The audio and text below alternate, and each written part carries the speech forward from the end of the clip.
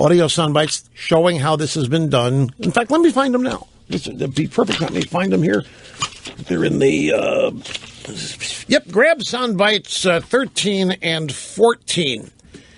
Now, this is not about measles or any of this. This is about the House Republicans passing an Obamacare repeal again, and how the Democrats resort to their same old playbook, which is Republicans hate children, they hate sick people, and they want everybody to die, and they're for dirty water, and they're for dirty air, and they're for poison, and all this stuff. So the first montage is some members of Congress talking about the vote to repeal Obamacare. Today, for the 56th time, we will see a vote on the floor of the House to take away health care from millions of Americans. More than 8 million children will lose access to health insurance. Republicans are choosing to take away health care coverage from millions of Americans. Over 9.5 million Americans would be hurt and left behind. If Republicans get their way, all these things will disappear. Republicans want you to pay for Obamacare and not get it. Republicans need to stop playing games with people's lives. They come with a bulldozer, and they want to knock the House down and put everybody out in the street again.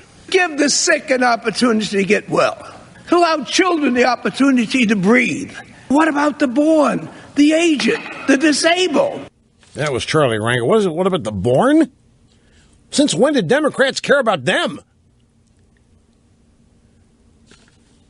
The born, the aged, the disabled. So that's the Democrats reacting to a Republican vote yesterday to repeal Obamacare. And you see how they portray Republicans as heartless, cold, mean-spirited and cold, extremists and all that.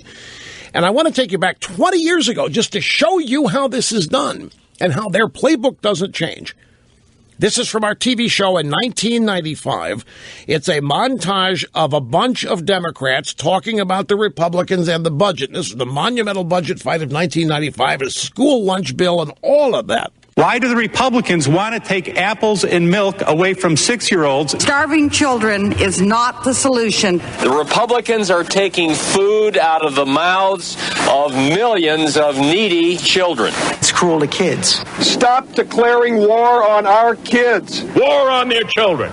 War on their children. I also would like to speak to a moment about the mean-spiritedness I'm hearing about on the floor today. But how can they be so mean-spirited? These cuts are mean-spirited. The mean-spirited Republicans. It is mean-spirited.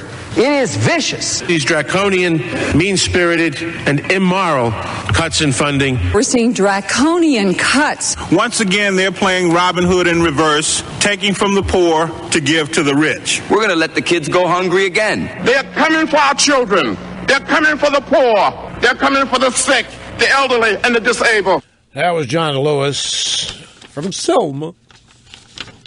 Fame. So that was the budget. That was the Republicans and their school lunch cuts in 1995. And the previous bite was the Republicans and their vote to repeal Obamacare. And that's what the measles thing was about yesterday. That's what they were trying to set up.